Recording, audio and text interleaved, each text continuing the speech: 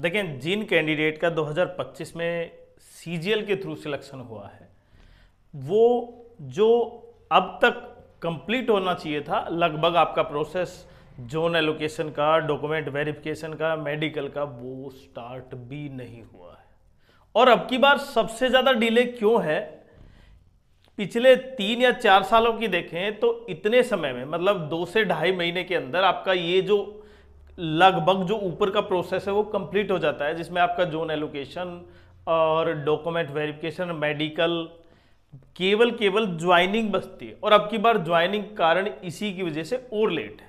क्या इसका कारण है कि डिपार्टमेंट में डोजियर से संबंधित इशू है या किसी और कारण की वजह से? तो आज डिटेल में इसी पॉइंट पर बात करेंगे। जो जिनका कैंडिडेट्स का सीजीएल 2025 क्लियर हो चुका है वो वेट कर रहे हैं ज्वाइनिंग कब होगी।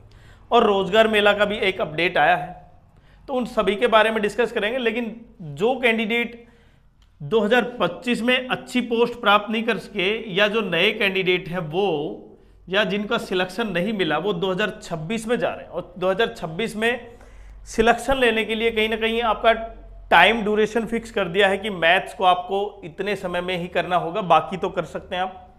और इसीलिए मैथ्स के लिए मैंने बताया, देखिए अभिनय maths selection book volume first, volume second, पहले आप इसी के बारे में देखिए। यूजफुल एसएससी, सीजीएल, सीएचएसएल सभी एग्जाम्स में है, प्री और मेंस में भी है। और ये अभिनय सर के द्वारा लिखी गई है।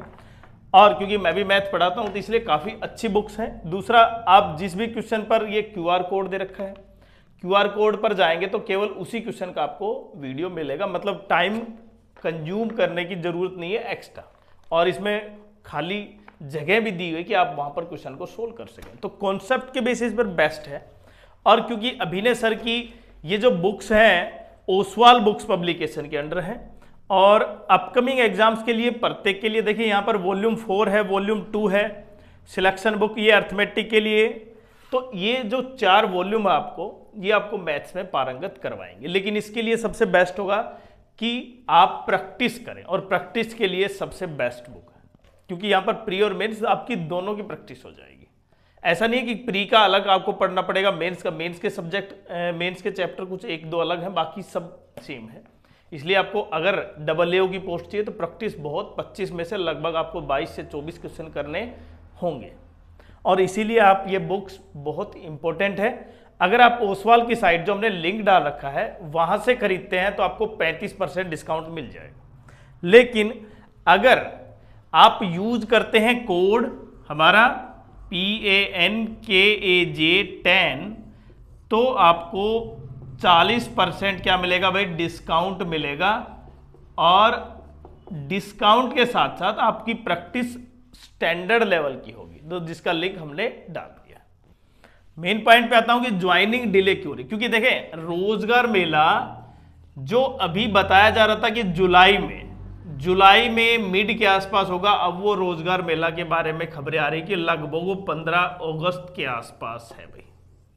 अब 15 अगस्त के आसपास है तो इसका मतलब 1 महीना डिले हो गया रोजगार मेला। क्यों? क्योंकि ज्यादातर 99% के आसपास आप ये मान सकते हैं कि ज्यादातर बल्क में जो ज्वाइनिंग होगी वो वहां पर होती है, रोजगार मेले के थ्रू ही होती है। हालांकि ज्वाइनिंग होती है, बट अब ये 15 अगस्त के आसपास चला गया है। तो जो प्रोसेस, जो जोन एलोकेशन का फॉर्म है, जैसे CBIC था उसने जोन एलोकेशन फॉर्म तो डाल दिया लेकिन उसके रिजल्ट नहीं आए, मतलब किसको कौन सा जोन मिला वो नहीं आया, और वो भी काफी समय हो गया। और CBDT जो सबसे बड़ा डिपार्टमेंट है अब की बार जॉब देने में, जिसमें टैक्स असिस्टेंट, ऑफिस सुपरिटेंडेंट और इनकम टैक्स इंस्पेक्टर हैं, 3 कैटेगरी की पोस्ट 2400, 4200 और 4600 के, इनका अभी कोई जोन एलोकेशन से संबंधित कोई फॉर्म आउट नहीं हुआ है। और यही सबसे बड़ी चिंता का विषय है, क्योंकि ज़्यादातर कैंडिडेट इसी कैटेगरी से हैं, मतलब 8 से 9 हज़ार कैंडिडेट इन्हीं में से हैं। और ई डोजियर की बात आती है, ई डोजियर, क्योंकि अभी पहले डोजियर फिजिकली जाता था, अब ई डोजियर है तो ऐसा है नहीं कि डिपार्टमेंट को, मैंने पहले बता देता हूं मैं, आपका जो भी डिटेल है वो डिपार्टमेंट को ई डोजियर के थ्रू जाता है और वो लगभग कंप्लीट हो चुका है भाई। हर डिपार्टमेंट का ई डोजियर, अभी ऐसा कोई डिपार्टमेंट नहीं होगा जिसके पास ई डोजियर नहीं पहुंचा होगा कैंडिडेट्स का। अब जब डोजियर, हालांकि एक मैं बात बताता हूं, डोजियर का और जोन एलोकेशन का इतना रिलेशन नहीं है क्योंकि वो एक अलग प्रोसेस है। जोन एलोकेशन आपको मिलना चाहिए था अब तक, लेकिन जोन एलोकेशन नहीं मिला है। अभी डॉक्यूमेंट वेरिफिकेशन होंगे, उसमें भी समय लगेगा, टाइम तो लगेगा उसमें। उसके बाद क्या होगी भाई, मेडिकल के लिए, जैसे जीएसटी इंस्पेक्टर के लिए, बाकी के लिए तो आप अपने जहां पर 6 महीने से रह रहे हैं वहां पर अपना क्या करेंगे, आप मेडिकल सीएमओ के थ्रू अपना मेडिकल सर्टिफिकेट बनवाएंगे। लेकिन पूरा प्रोसेस ये कंप्लीट होने में, क्योंकि आपका पहले तो कि जिस डिपार्टमेंट में जोन एलोकेशन है वो जोन एलोकेशन, उसके बाद डीवी होगा उस डिपार्टमेंट में, उस जोन में, उसके बाद आपकी मेडिकल और फिर ज्वाइनिंग। और ज्वाइनिंग का इशू ये भी कारण कहीं ना कहीं, देखिए ये एकमात्र कारण नहीं है अब की बार, क्योंकि अब की बार जो एग्जाम है ना उसके लीक बहुत ज़्यादा है और हर एग्जाम लीक हो रहा है, ये आपको पता है किस तरह से।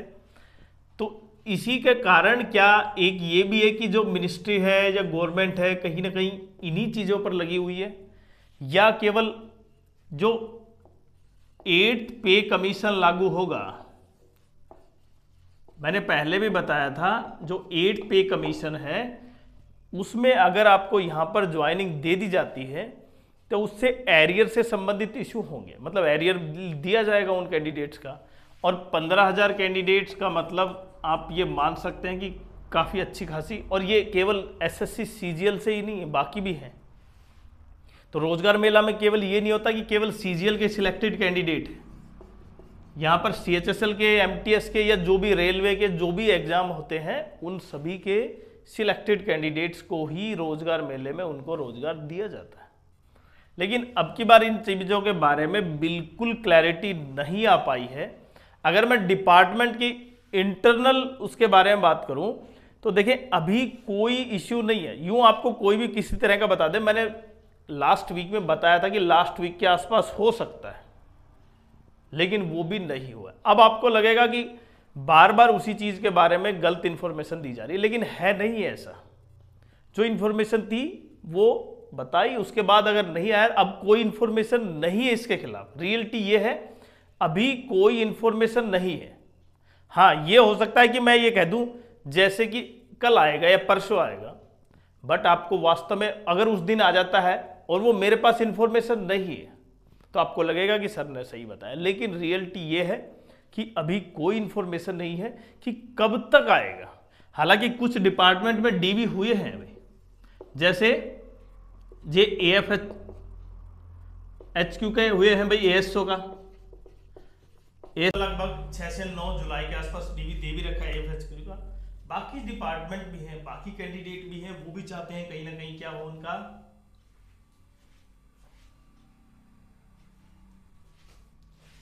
उनके भी ज्वाइनिंग लेटर आए। और जो मैंने बताया आपके लिए कि सबसे बड़ा पॉइंट कि अभी रोजगार मेला है वो लगभग 15 अगस्त के आसपास है।